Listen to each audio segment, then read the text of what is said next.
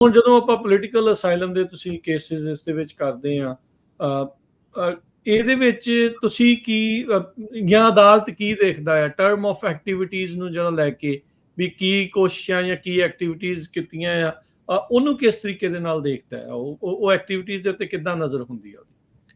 Activities ਤਾਂ ਜਿਹੜੀ main ਤੁਹਾਡੀ ਚੀਜ਼ ਆ ਜਾਂਦੀ ਹੈ ਕੇਸ ਦੇ ਵਿੱਚ, ਤੇ ਉਹਦਾ ਰੀਜ਼ਨ ਇਹ ਹੈ ਕਿ ਜਿਹੜੀ ਸਭ ਤੋਂ ਬੈਸਟ ਕੇਸ ਜਿਹੜਾ ਉਹ ਆ ਜਿਹਦੇ ਵਿੱਚ ਕਿ ਇੰਡੀਆ ਦੇ ਵਿੱਚ ਜਦੋਂ ਬੰਦਾ ਆਉਂਦਾ ਵਾ ਉਹਦੇ ਕੋਲ ਉੱਥੇ ਐਕਟੀਵਿਟੀ ਜਿਹੜੀਆਂ ਹੈਗੀਆਂ ਉਹਨੂੰ ਫਿਰ ਜਿਹੜਾ ਸਟ੍ਰਿਕਟ ਤੋਂ ਸਟ੍ਰਿਕਟ ਜੱਜ ਵੀ ਆ ਉਹ ਵੀ ਐਕਸੈਪਟ ਕਰਦਾ ਕਿ ਜੇ ਬੰਦਾ ਵਾਕਈ ਗਿਆ ਹੋਇਆ ਧਰਨਿਆਂ ਤੇ, ਉੱਥੇ ਕਿਸਾਨੀ ਅੰਦੋਲਨ 'ਚ ਗਿਆ ਹੋਇਆ, ਉੱਥੇ ਇੰਡੀਆ ਦੇ ਵਿੱਚ ਉਹਦੇ ਕੋਲ ਸਬੂਤ ਜਿਹੜਾ ਹੈਗਾ, ਉਤੋਂ ਉੱਤੇ ਅੱਜ ਦੀ ਡੇਟ ਦੇ ਵਿੱਚ ਕੋਈ ਚੀਜ਼ ਨਹੀਂ ਹੈਗੀ, ਭਾਵੇਂ ਉਹਨੇ US ਆ ਕੇ ਗਤੀਵਿਧੀ ਕੀਤੀ ਕਿ ਨਹੀਂ ਕੀਤੀ, ਜੇ ਕੋਈ ਇੰਡੀਆ ਵਾਲੀ ਗਤੀਵਿਧੀ ਹੈਗੀ ਆ ਤਾਂ ਉਹ ਸਾਰਾ ਤੁਹਾਡਾ ਪ੍ਰੂਫ ਕਰ ਦਿੰਦੀ ਹੈ ਕਿ ਉਦੋਂ ਕੀ ਸੀਨ ਸੀਗਾ।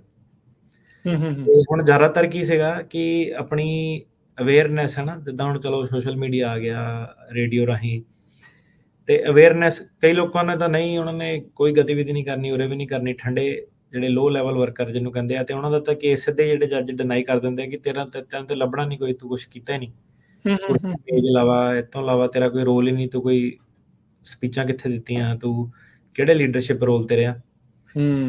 ਤੇ ਉਹ ਵਾਲਾ ਜਿਹੜਾ ਬੰਦਾ ਉਹ ਆਪਣੇ ਆਪ ਨੂੰ ਤਸੱਲੀ ਦੇ ਰਿਹਾ ਕਿ ਮੇਰਾ ਹੋ ਜਾਣਾ ਰੱਬ ਆਸਰੇ, ਪਰ ਏਦਾਂ ਨਹੀਂ ਹੁੰਦਾ।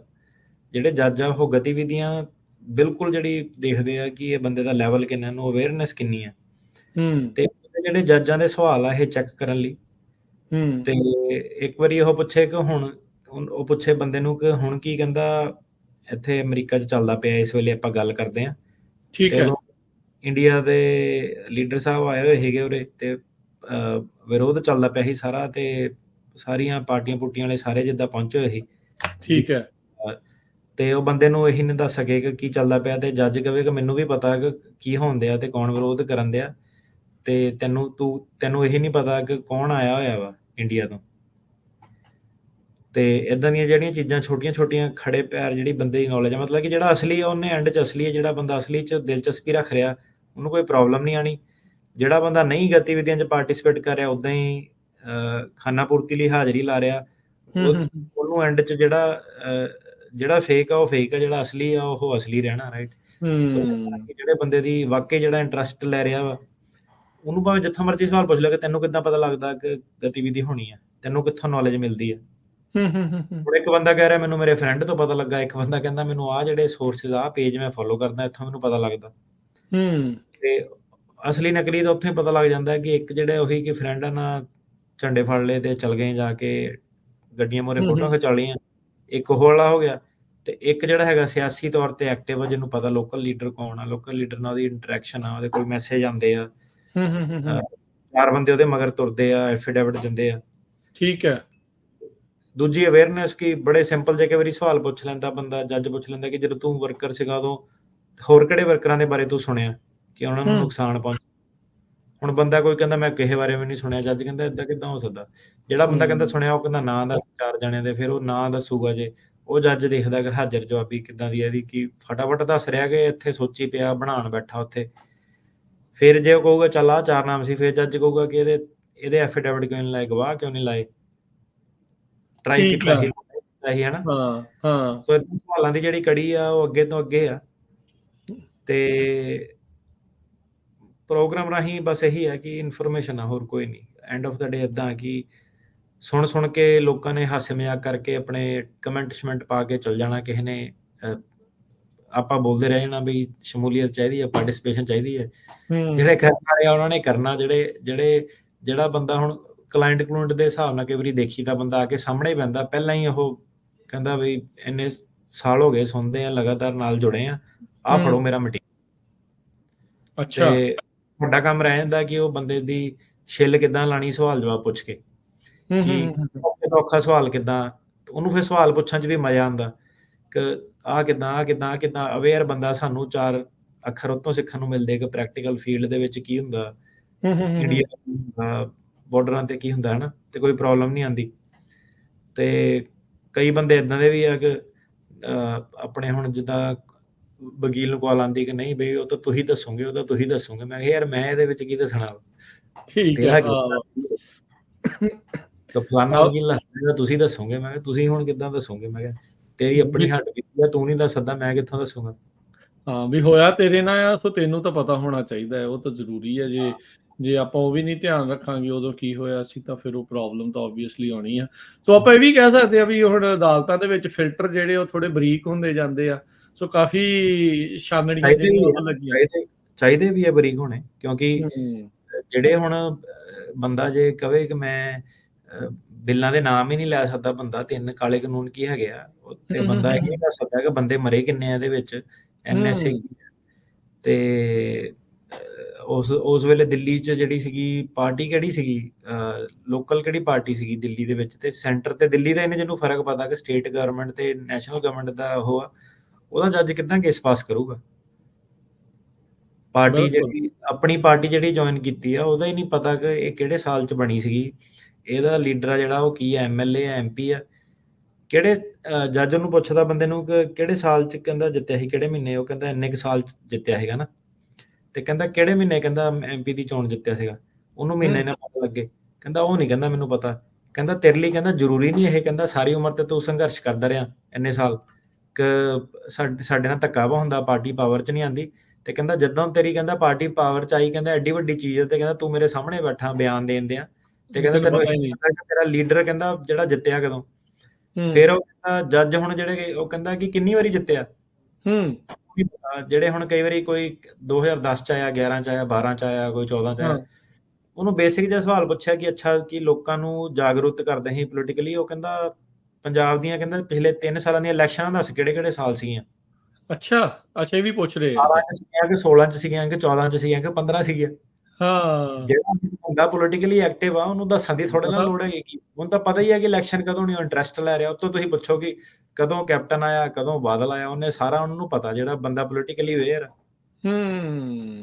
ਸਹੀ। ਜਿਹੜਾ ਬੰਦਾ ਪੋਲੀਟੀਕਲੀ ਅਵੇਅਰ ਨਹੀਂ ਆ, ਉਹਨੂੰ ਤਾਂ ਇਹੀ ਨਹੀਂ ਪਤਾ ਕਿ ਹੁਣ ਕਾਂਗਰਸ ਦਾ ਆਪਣਾ ਪੰਜਾਬ ਦੇ ਵਿੱਚ ਹੈੱਡ ਕੌਣ। ਅਜੇ ਵੀ ਕਹਿਣਾ ਕਿ ਕੈਪਟਨ ਅਮਰਿੰਦਰ ਸਿੰਘ। ਉਹ ਤਾਂ ਭਾਜਪਾ 'ਚ ਚਲਾ ਗਿਆ।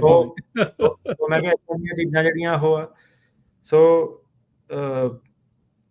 ਐਗਜ਼ਾਮਪਲ ਦਿੰਦਾ ਹੁਣ, ਵੀ ਕਮੈਂਟ ਕੋਈ ਟਿਕਟੋਕ ਤੇ ਹਟਦਾ ਸੀ, ਕਹਿੰਦਾ ਸਟਾਫ ਕਹਿੰਦਾ ਭਾਜੀ ਤੁਹਾਡਾ ਬੜਾ ਦੁਖੀ ਕਰਦਾ। ਦੁਖੀ ਯਾਰ ਤੈਨੂੰ ਕਾਹਦਾ ਕਰਨਾ ਹੈਗਾ? ਸਾਨੂੰ ਦੁਖੀ ਕਰਕੇ ਤੈਨੂੰ ਕੀ ਮਿਲਣਾ? ਕਰਨ ਦਿਆਂ ਤੂੰ, ਹਨਾ? ਤੈਨੂੰ ਕਿਹੜਾ ਸਿਰ ਤੇ ਬੰਦੂਕ ਰੱਖਤੀ ਆ ਜਿਹੜਾ ਤੂੰ ਦੁਖੀ ਹੋ ਜਾਣਾ ਵਾ? ਨਹੀਂ ਉਹ ਚਲੋ ਕੋਈ ਨਹੀਂ, ਇਹ ਇਹਨਾਂ ਨੇ ਕਹੀ ਜਾਣਾ, ਸੋ ਤੁਸੀਂ ਕੋਈ ਇੰਨਾ ਫਿਕਰ ਨਾ ਕਰਿਆ ਕਰੋ।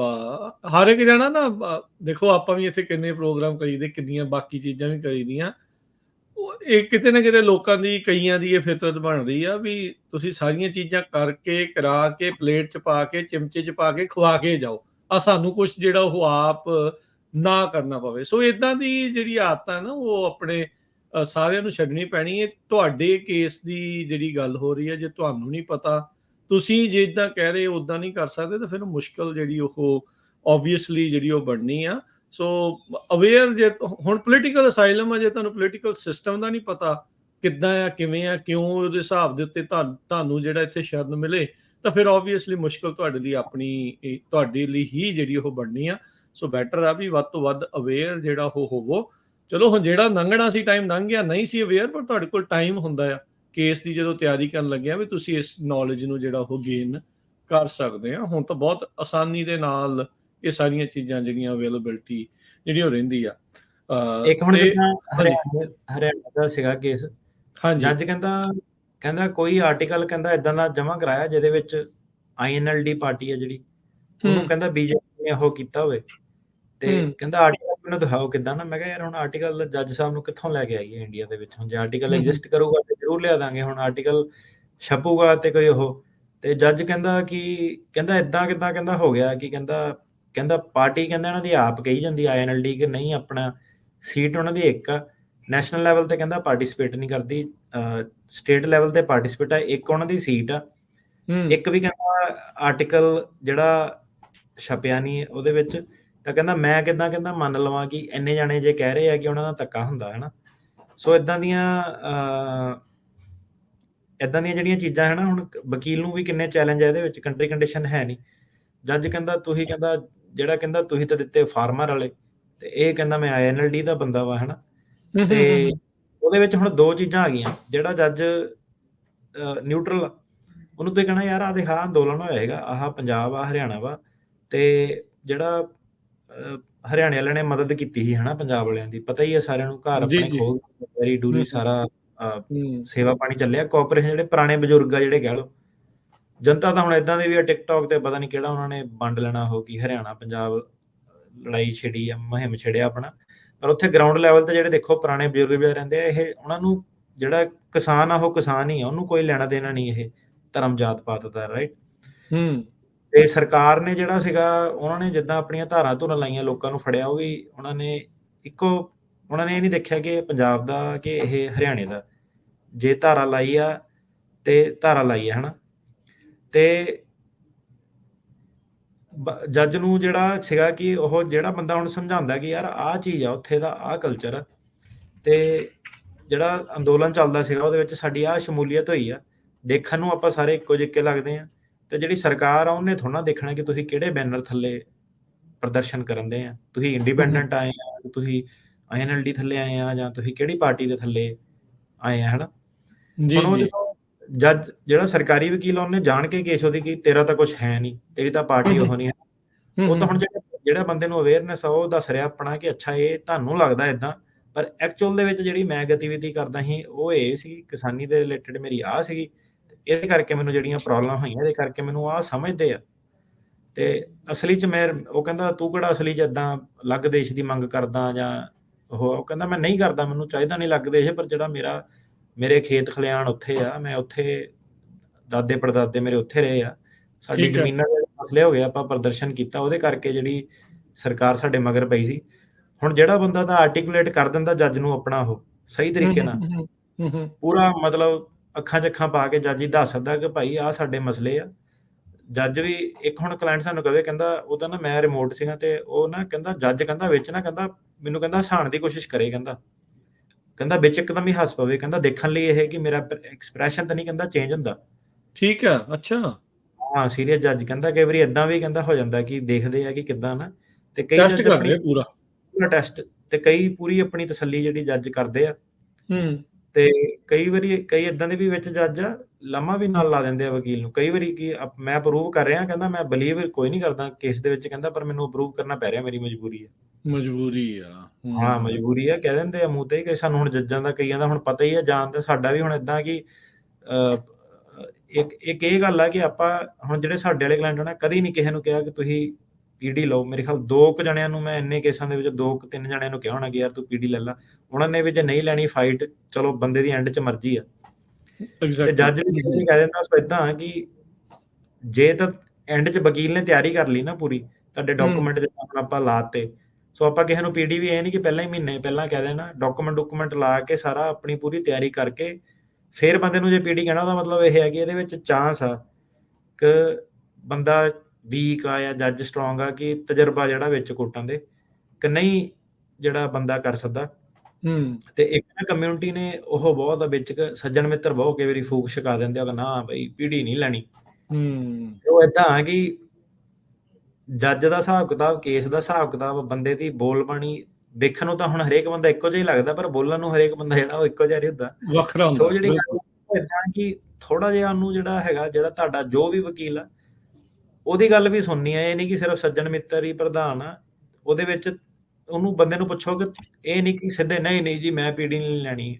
ਤੇ ਹੁਣੇ ਮੇਰੇ ਕੋਲ ਕਲਾਇੰਟ ਜਿੱਦਾਂ ਉੱਠ ਕੇ ਦੋ ਗਏ ਆ, ਤੇ ਉਹਨਾਂ ਨੂੰ ਕੋਈ ਮਤਲਬ ਕਾਫੀ ਜ਼ਿਆਦਾ ਨਾ ਪ੍ਰੋਬਲਮ ਮੈਡੀਕਲ ਲੈਵਲ ਤੇ ਆ ਕਿ ਯਾਦਦਾਸ਼ਤ, ਮੈਮਰੀ ਇਹ ਉਹ ਕਈ ਚੀਜ਼ਾਂ, ਤੇ ਉਹਦੇ ਵਿੱਚ ਜੱਜ ਨੇ ਵੀ ਕਈ ਵਾਰੀ ਕਹਿਣਾ ਉਹਨੇ ਕਹਿਣਾ ਕਿ ਫਿਰ ਪੀਡੀ ਲੈ ਲਾ, ਪਰ ਬੰਦੇ ਨੂੰ ਵੈਸੇ ਮੈਂ ਕਿਹਾ ਕੁਛ ਵੀ ਨਹੀਂ ਬੰਦੇ ਨੂੰ ਯਾਦ ਨਾ, ਤਾਂ ਮੈਂ ਉਹਨੂੰ ਇਹੀ ਕਿਹਾ ਕਿ ਪੀਡੀ, ਉਹ ਕਹਿੰਦਾ ਮੈਂ ਪੀਡੀ ਨਹੀਂ ਲੈਣੀ, ਕਹਿੰਦਾ ਮੈਂ ਇਹ ਗੱਲ ਉਹਨੂੰ ਯਾਦ ਆ, ਬਾਕੀ ਕੁਛ ਨਹੀਂ ਤਰੀਕਾਂ ਤਰੁਕਾਂ ਇਹ ਉਹ ਹਮਲੇ ਸਾਰੇ ਭੁੱਲੇ। ਸੋ ਉਹਦੇ ਵਿੱਚ ਏਦਾਂ ਕਿ ਜਿਹੜਾ ਹੁਣ ਜੱਜ ਆ ਉਹ ਬਿਨਾਂ ਬਿਆਨ ਲਏ ਉਹਨਾਂ ਨੇ ਕਿਸੇ ਨੂੰ ਏਦਾਂ ਨਹੀਂ ਕਿ ਉਹਨਾਂ ਨੇ ਸਿੰਪਥੀ ਕਰਕੇ ਅਸਾਈਲਮ ਦੇ ਦੇਣਾ। ਠੀਕ ਹੈ, ਹਾਂ ਜਿਹੜੀ ਪ੍ਰੀਖਿਆ ਉਹ ਅਗਨੀ ਪ੍ਰੀਖਿਆ ਸਾਰਿਆਂ ਨੂੰ ਦੇਣੀ ਪੈਣੀ ਹੈ। ਤੇ ਉਹ ਜਿਹੜੀ ਪੀਡੀ ਵਾਲਾ ਨਾ ਠੀਕ ਹੈ, ਐਂਡ 'ਚ ਮਰਜ਼ੀ ਤੁਹਾਡੀ ਆ, ਤੁਸੀਂ ਨਹੀਂ ਲੈਣੀ, ਪਰ ਏਦਾਂ ਕਿ ਉਹਨੂੰ ਤੁਸੀਂ ਸਵਾਲ ਪੁੱਛੋ ਆਪਣੇ ਵਕੀਲ ਨੂੰ ਕਿ ਕਿਉਂ ਕਹਿ ਰਿਹਾ ਤੂੰ ਏਦਾਂ, ਕਿਉਂ ਕਹਿ ਰਿਹਾ ਕਿ ਪੀਡੀ ਲੈ ਲਾ। ਪੀਡੀ ਦਾ ਮਤਲਬ ਹੁੰਦਾ ਕਿ ਉਹ ਸਰਕਾਰ ਕਈ ਵਾਰੀ ਰਹਿਣ ਦੀ ਕੰਮ ਕਰਨ ਦੀ ਪਰਮਿਸ਼ਨ ਦੇ ਦਿੰਦੀ ਹੈ, ਕੇਸ ਨਹੀਂ ਗਰੰਟ ਕਰਦੀ। ਸੋ ਇਹ ਜ਼ਰੂਰ ਪੁੱਛੋ ਕਿ ਤੂੰ ਏਦਾਂ ਕਿਉਂ ਕਹਿ ਰਿਹਾ, ਸਿੱਧੇ ਨਹੀਂ ਉਹਨੂੰ ਮਨਾ ਕਰਨਾ ਕਿ ਨਹੀਂ ਮੈਨੂੰ ਪੀਡੀ ਨਹੀਂ ਚਾਹੀਦੀ। ਤੇ ਕਈ ਵਾਰੀ ਏਦਾਂ ਕਿ ਸਰਕਾਰ ਨੇ ਆ ਕੇ ਧੱਕਾ ਕਰਨਾ ਤੁਹਾਡੇ ਨਾਲ, ਤੁਹਾਡੀ ਚੱਲਣੀ ਕੋਈ ਨਹੀਂ, ਤੇ ਉਹਨੇ ਕਹਿਣਾ ਮੈਂ ਕੇਸ ਨਹੀਂ ਲੜਨਾ, ਪੀਡੀ ਦੇਣੀ ਹੈ। ਸੋ ਉਹਦੇ ਵਿੱਚ ਦੋ ਤਰ੍ਹਾਂ ਦੇ ਜੱਜ ਆ ਜਾਂਦੇ ਆ। ਠੀਕ ਹੈ। ਇੱਕ ਜੱਜ ਨੇ ਸਰਕਾਰੀ ਵਕੀਲ ਦੇ ਨਾਲ ਹਮੇਸ਼ਾ ਅਗਰੀ ਕਰਨਾ, ਜਿਹੜੇ ਸੈਂਟਾ ਨਾ ਵੈਨਾ ਇੱਧਰ ਵਾਲੇ ਕੋਰਟ ਆ, ਹਮੇਸ਼ਾ ਤਕਰੀਬਨ ਇਹਨਾਂ ਨੇ ਸਰਕਾਰ ਨੇ ਅਗਰੀ ਕਰਨਾ। ਬਹੁਤ ਘੱਟ ਆ ਜਿਹੜੇ ਸੁਣਦੇ ਆ ਤੁਹਾਡੀ ਗੱਲ, ਉਹ ਤਾਂ ਸੁਣਦੇ ਆ ਜੇ ਬਹੁਤ ਜ਼ਿਆਦਾ ਤੁਹਾਨੂੰ ਟਾਈਮ ਹੋ ਗਿਆ, 5-7 ਸਾਲ ਤੋਂ ਉੱਤੇ ਹੋ ਗਿਆ, ਜਾਂ ਅਸਾਈਲਮ ਆਫਿਸ ਦੇ ਵਿੱਚੋਂ ਦੀ ਤੁਹਾਡਾ ਕੇਸ ਲੰਘ ਕੇ ਉੱਪਰ ਗਿਆ ਵਾਪਸ, ਹਨਾ, ਜਾਂ ਸਰਕਾਰ ਵੱਲੋਂ ਕੋਈ ਡਿਲੇ ਹੋ ਗਿਆ, ਤੇ ਜ਼ਿਆਦਾਤਰ ਜਿਹੜੇ ਐਲਏਸੈਡ ਦੇ ਕੋਰਟ ਆ ਉਹ ਪੀਡੀ ਦੇ ਦਿੰਦੇ ਆ। ਸੈਨ ਫਰਾਂਸਿਸਕੋ ਦੇ ਵਿੱਚ ਪਹਿਲਾਂ ਤਾਂ ਮੰਗਦੇ ਨਹੀਂ ਸੀ, ਪਰ ਹੁਣ ਇੱਥੇ ਵੀ ਜਿਹੜੇ ਸਰਕਾਰੀ ਵਕੀਲ ਆ, ਕਈ 1-2 ਜਾਣੇ ਜਿਹੜੇ ਹੈਗੇ ਆ, ਉਹਨੂੰ ਤੁਸੀਂ, ਮੈਨੂੰ ਨਹੀਂ ਪਤਾ ਹੁਣ ਉਹ ਲੇਜ਼ੀ ਆ ਕੀ ਉਹਨਾਂ ਦਾ ਸਿਸਟਮ ਆ, ਤੇ ਕਈ ਵਾਰੀ ਤਾਂ ਪਿੱਛੋਂ ਹੀ ਕੋਈ ਉਹਨਾਂ ਦਾ ਇਰਾਦਾ ਨਹੀਂ ਹੁੰਦਾ ਕੇਸ ਲੜਨ ਦਾ, ਆ ਕੇ 1-2 ਜਾਣੇ ਹੈਗੇ ਇਦਾਂ ਦੇ, ਉਹਦਾ ਪਤਾ ਜਦੋਂ ਸਾਹਮਣੇ ਸ਼ਕਲ ਉਹਦੀ ਆ ਗਈ, ਪਤਾ ਇਹਨੇ ਪੀਡੀ ਮੰਗਣੀ ਆ। ਠੀਕ ਆ। ਤੇ ਫਿਰ ਆ ਗਿਆ ਜੱਜ ਤੇ ਡਿਪੈਂਡ, ਤੇ ਕਈ ਜੱਜ ਇਦਾਂ ਦੇ ਉਹ ਵੀ ਅੱਗੋਂ ਦੀ ਖੋਂਗੋਂ ਨਹੀਂ ਦਿੰਦੇ ਪੀਡੀ, ਉਹ ਕਹਿੰਦੇ ਨਹੀਂ ਅੱਜ ਹੁਣ ਲੜੋ ਕੇਸ, ਅੱਜ ਫੈਸਲਾ ਹੋਊਗਾ ਜੀ, ਅੱਜ ਫੈਸਲਾ ਹੋਊਗਾ।